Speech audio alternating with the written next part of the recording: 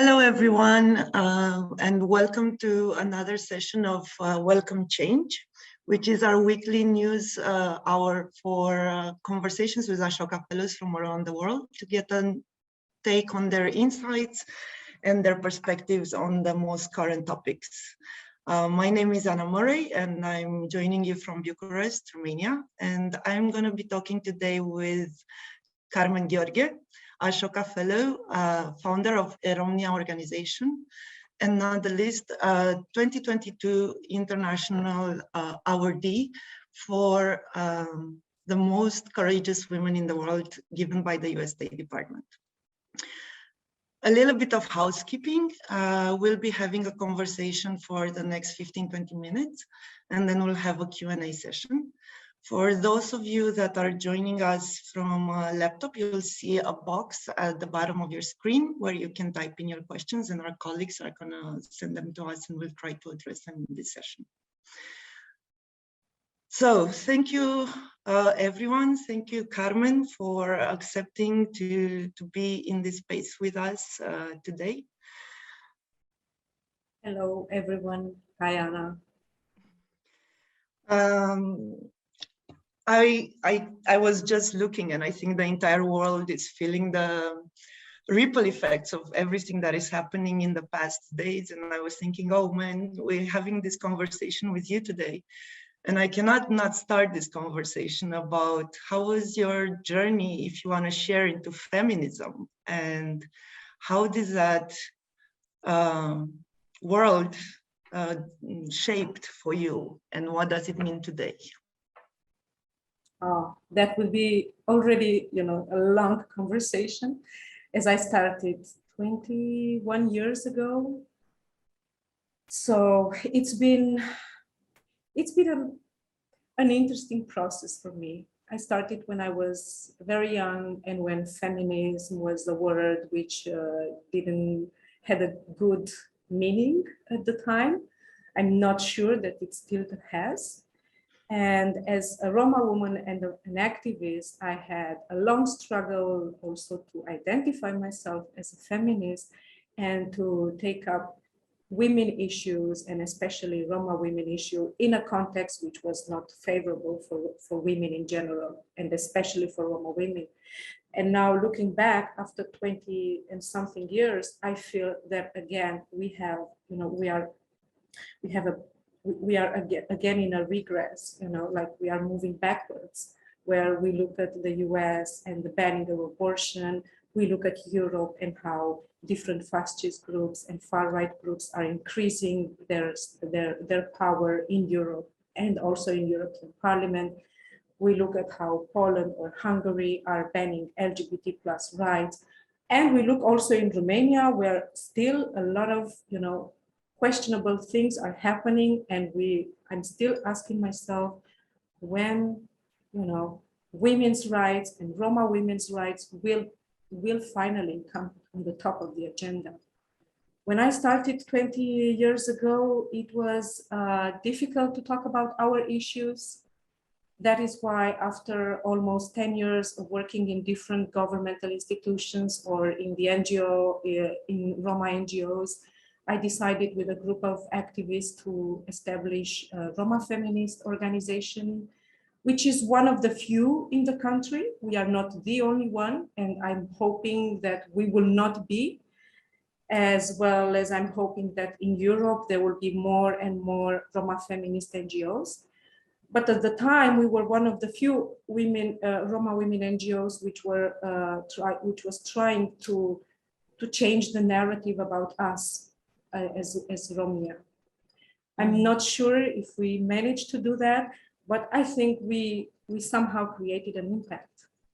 Well, can you give me like a concrete example of how feminist, kind of like what is a Roma feminist issue that you've never thought before to incorporate it under the feminist movement, and how did you get to that realization? I was at the time studying in a master's degree on gender issues. I was reading a lot of white feminist literature Western. I was conflicted with my identities, with my work as an activist and the Roma communities, trying to see actually how we navigate in this gadget world and how our representations and our position, our rights are respected, are there on the agenda. And after many years, I realized that, you know, being a Romania feminist means to tackle issues that are sometimes not visible, or sometimes a lot of women have overachieved, such as access to infrastructure, access to water, access to proper housing, you know. And then when you mix the basic needs that we still have and struggle as Roma women with the common needs that and common struggles that we have with women in general, such as reproductive justice, gender-based violence, then the form of Roma feminism that we created as Roma women, and I'm part of this movement, is something that starts from the premises that there is no progress in our communities, in our Roma communities, and in our ethnic group, unless we have Roma women at the table deciding, being involved in communities. So my journey was, you know, grassroots, community-based, working with women, listening to their experiences, learning from them, working with other Roma women, which have inspired my work, whether they were from different other NGOs or from community, and then building up together this kind of knowledge, which is empirical, you know, and then brought it up to a more wider space. And why not more theoretical? Because I was doing my PhD 8 years ago, and I had a critic from one of my professors, which was saying that Roma women cannot produce knowledge, that we are just struggling with basic needs and social issues. So, you know, it was in me such a big rage that actually experiences, the lives that we live, our empirical knowledge is actually the basis for our type of feminism, which is constructed, you know, from Black women, from Black movement, from ethnic or Latino groups, and our type of issues that we have. I'm not sure if this somehow, you know, manages to comprise all the type of work that I've been doing in the last 20 years and that E-Romnja has been doing in the last 10 years, all the colleagues and the Roma feminists. But, you know, one thing I'm very surprised all the time is that a lot of gadget people still say, I never understood nothing about Roma issue, or I never knew nothing about Roma issue until I met a Roma person, whatever.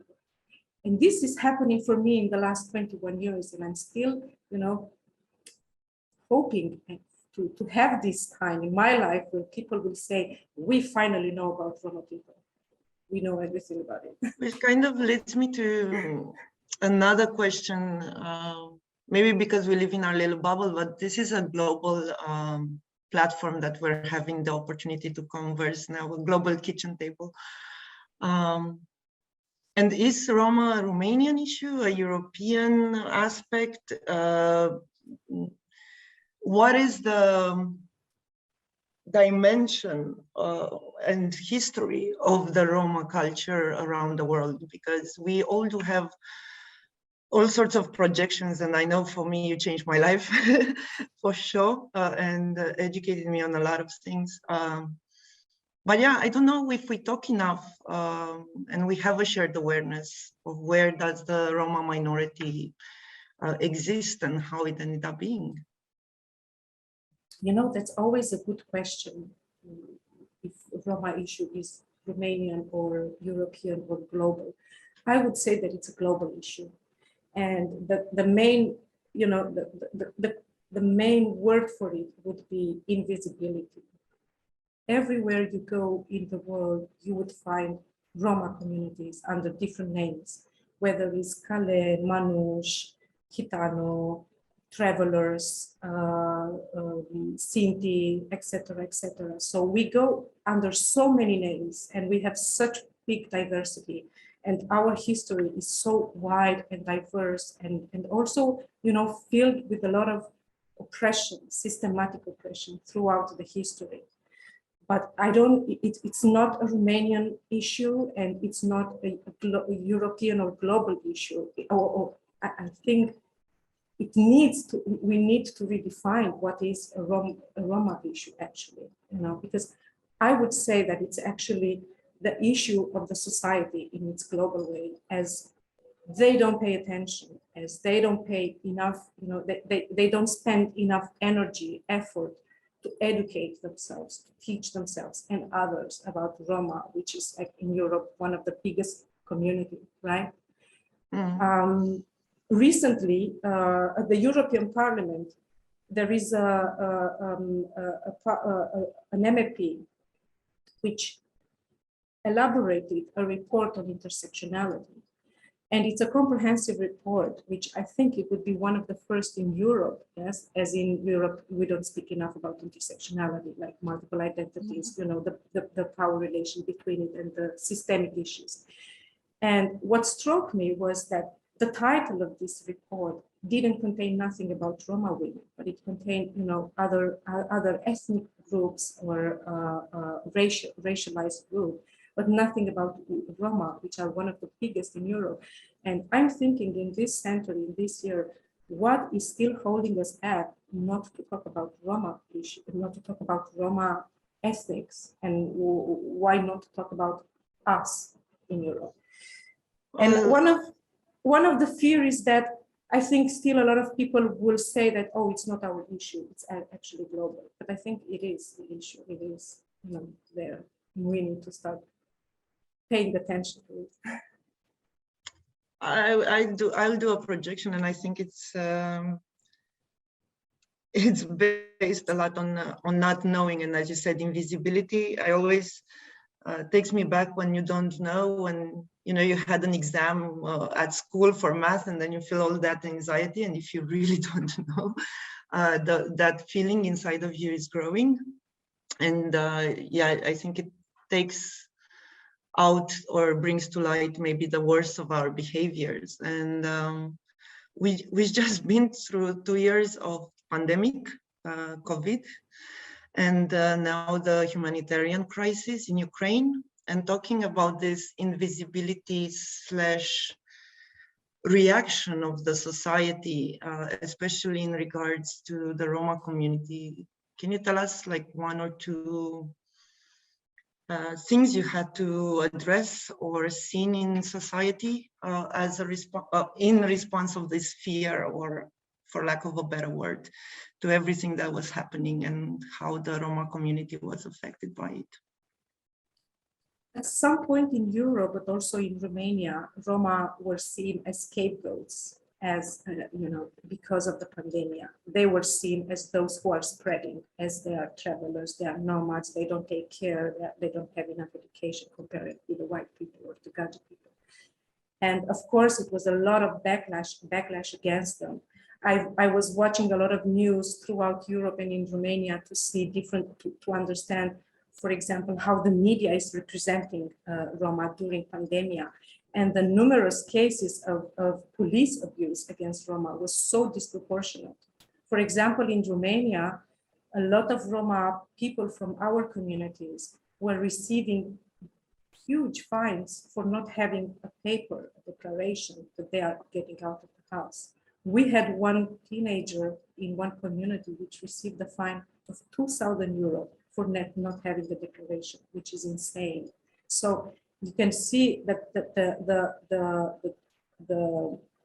way that the police was acting towards Roma was disproportionate comparing with the Gheorghe, because everybody would say everybody had to stay inside. It was a lockdown. We had to respect the social distance, whatever, and so on. But the way that they were acting against Roma was disproportionate, which would say, you know, it was an institutional racism. It was an abuse of the police. We had cases where for example, police would go and interrupt a party which was happening in a Roma community, and they were putting down a Roma man, acting with abuse against them, taking them to prison for a day, and so on. So there were a lot of cases, and during pandemia, of course, a lot of people realized that you cannot act in this way. On the other side, for example, what E-Romnja had to face during pandemia, and due to the social distance and the obligation to stay in the house, was that a lot of people which were working in informal jobs didn't have any kind of financial support. They didn't have any type of job. They didn't have any support from the state. Social assistance was giving different food supplies to different people, but not including Roma in all communities. In some communities that we work, we had to act with pressure so that the social assistance and the local administration would also, give some type of support to Roma families. But I'm wondering all the time what is happening in so many communities where E-Romnja is not, or other Roma NGO is not. And it's so unfair that authorities don't react with the same standards. And this is still the problem. And during the pandemic, I think the racism and the discrimination from the state was highlighted as an effect of the pandemic. It existed before, it was more highlighted, and you could see much more easy different measures that were taken and that were given, and violence was somehow justified by the context. Exactly. Like the abuse was justified by the context. Exactly. And also the intervention was justified. The intervention in situation of gender-based violence was justified, by police, saying that we actually have a national security problem. We cannot deal with gender-based violence. We cannot deal with sexual abuse. So we had a lot of cases in this time, and we had to address it, and actually to address them, and actually were more in contact with authorities. But we've seen a lot of doors closed in this time. I'm going back to the way you guys work, grassroots, and I love the phrase that was coined by Hane, the speed of trust in the sisterhood that you guys are creating. And how was that reflected as impact during the pandemic and most recently now? What was the women's behavior when you couldn't be there for them anymore?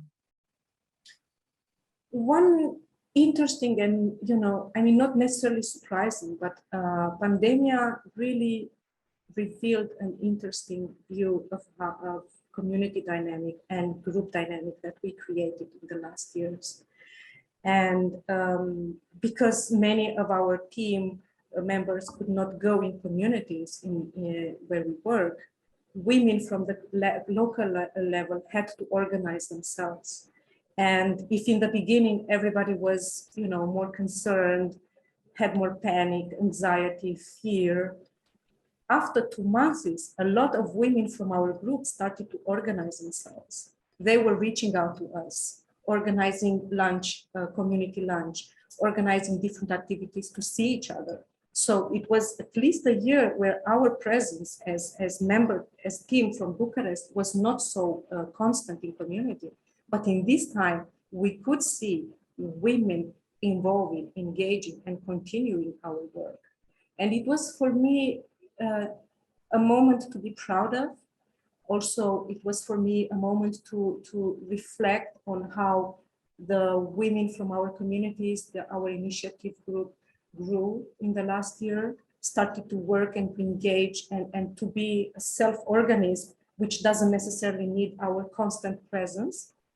And it was also interesting to see that women can actually act as a local force. So pandemia revealed this interesting thing.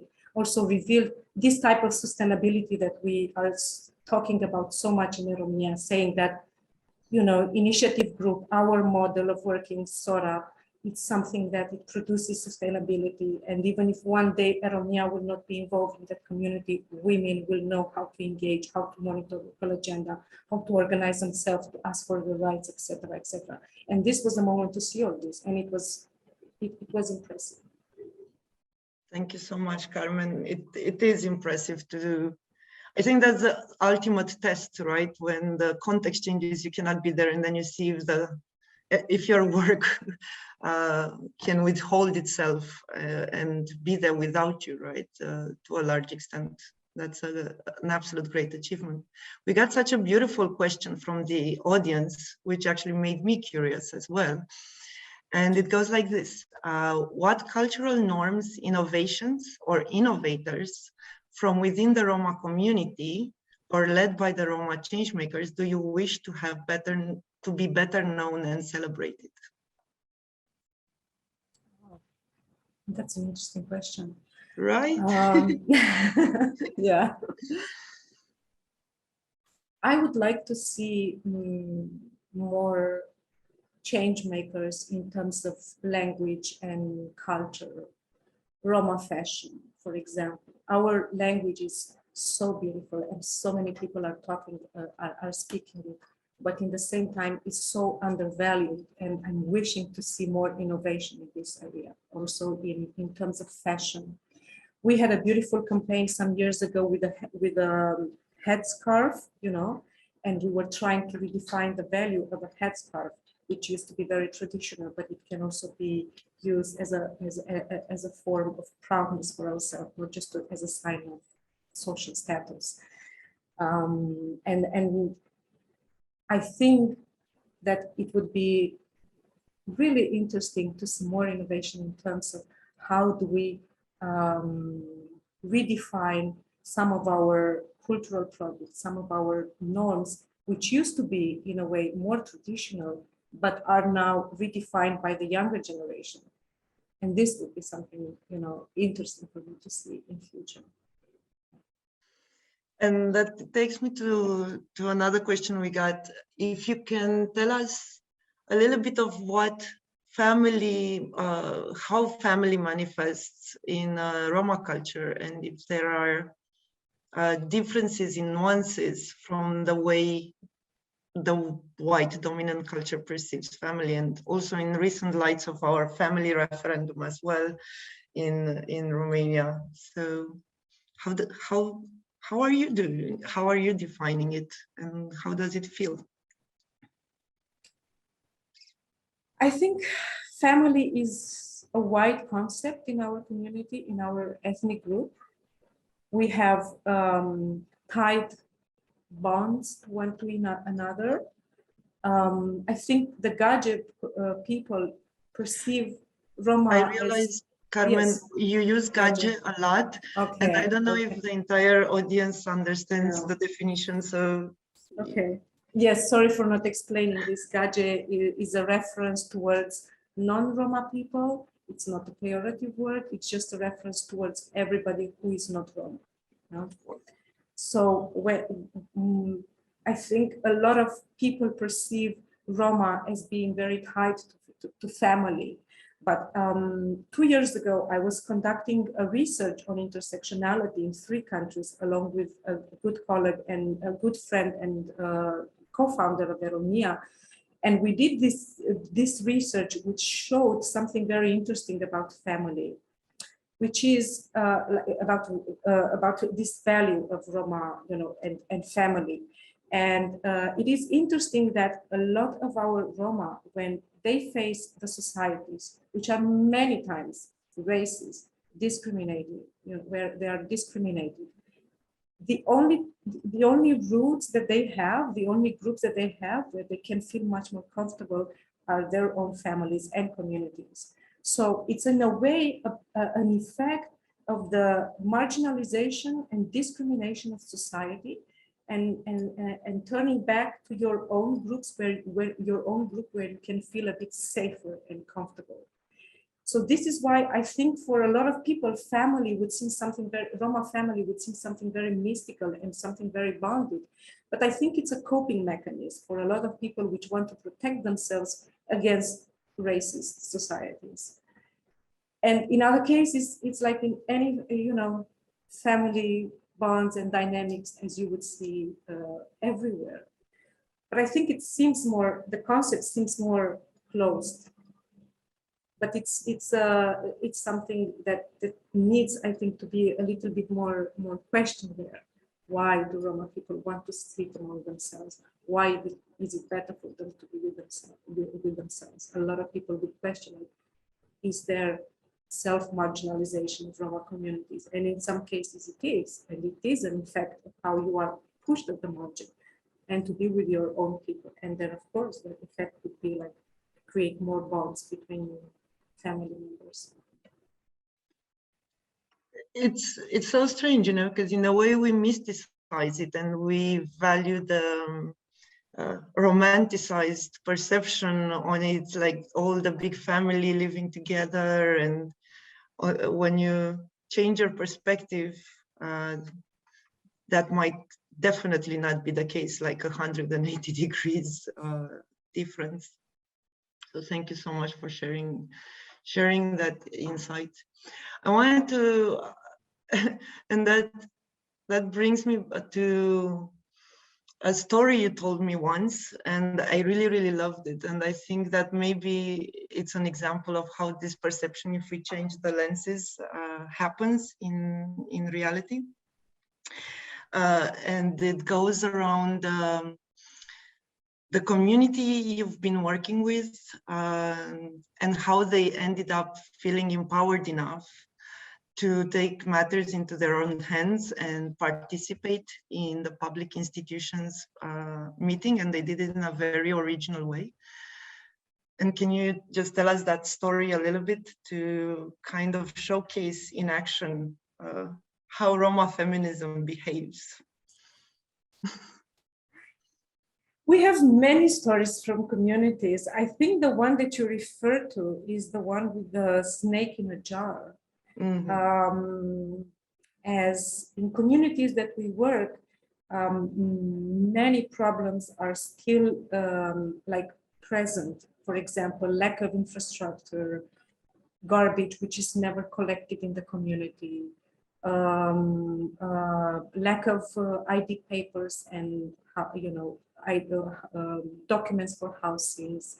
So when we talk with women in our communities, they most of the time speak about these problems of the community, like lack of infrastructure, water, this type of things. And of course, every spring, you always have the same problem that the authority administration doesn't come to the Roma community to collect garbage. And one day a woman found in her house a snake which she caught in a jar, and she was very angry that still this problem is not solved in the community. And we fight every year in the local administration with the mayor, asking them to come and to collect the garbage, and they refuse. So they adopted a drastic measure. She caught the snake in a jar, and she decided with other 2 or 3 women from the community to go to the local council meeting.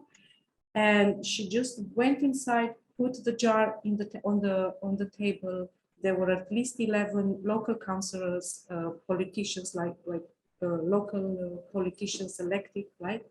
And she just put the jar on the table and said, "This is what I found today in my house, and this is because you never come to collect our garbage." And of course, it creates a lot of mess in the community and as well in houses. And of course, everybody was shocked in the local council because she came with a snake in a jar. And then the next day, they sent the big truck in the community to collect the garbage and to do a bit of cleaning. And this was like a unique way that she found, actually. And she decided to do this. And this is an effect of the work that we've done with them in the last years. But I have to say that most of the time, the women are much more creative than we would think of, because they are facing this kind of problems, not us, as we passed maybe many problems. And this kind of example, I mean, we can also see in other communities where women decided to do local protests, to do local demonstration in front of mayor's office, to speak about all these issues that they don't have in communities and they want to have as the others. Because many times people just say that we have a lot of obligations, but we don't have rights. We don't have rights, access to healthcare, education, better jobs, etc. So you have to provide with these services in order to ask people to do in return these things. So yeah, this is it's a funny example and in the way, but also creative. But I think the problem is that every year you still have to struggle for this. So which makes me ask you, like, what gives you hope, and what would you like to be different in, like, I don't know, 5-10 years? What keeps you going and makes you optimistic? You know, when I started this work, I thought that if you work enough with institutions, they will change their practices, their institutional practice. Because I always believe that if institutions could do at least 50% what is on their mandate to do, on their role, then our communities would not look like this and would not be so excluded and marginalized. But after many years of working with institutions, I got very pessimistic because things don't change so easy. Structural changes actually changes very, very rarely. So where I take my power and my optimism is by working in communities with women who you see every day struggling, which have that experience, which still manage in a way or another to move forward every day. And then, you know, creating spaces for Roma women to talk about our experiences, our traumas, but also our values, our families, you know, love for life and all this. I think from this, I take the optimism. I see in time, you know, E-Romnja will turn this year 10 years since we are working. And in these 10 years, we've worked with so many Roma women in communities, some which went in other countries and started to work in the same way. Some went to other communities and started to work in the same way. Some are working with us since at least 8 years, which is really amazing. And they grew, they have families, and they are still connected with our work, and they are still activists, and it's amazing. We have younger generation, which are now hired in E-Romnja, and they were volunteers 6 years ago. They were 14, imagine, and now they are part of our staff, and you see them growing, changing, learning, and also inspiring other generations. So this is something that kind of gives me a lot of hope for the future, because if you look at the state institution and what is happening, it's always, you know, so volatile and so and it can go back in a glimpse. So exactly, we it need can go back to do the bottom grassroots work continuously. Exactly. I mean, I'm looking at the time, Carmen. I think I would have loved to talk with you for hours. Thank you so much, everyone, for joining, and thank you, Carmen, for being together with us. And please, guys, everyone, you can sign up for our weekly Welcome Change series and explore conversation and the mind and hearts of Ashoka Fellows. Thank you, and see you soon. Thank you, everyone. Bye.